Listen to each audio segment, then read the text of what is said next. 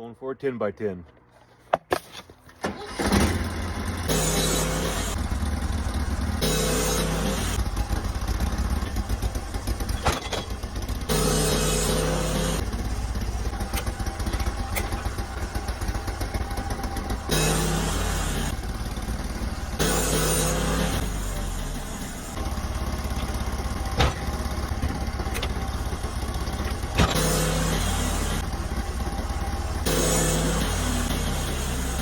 I think that turned out pretty cool.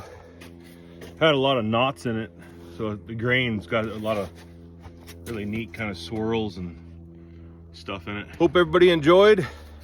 It's just me and Mr. Leo. He's got an itch. So do I, to put another log on. We'll talk to you guys in the next one.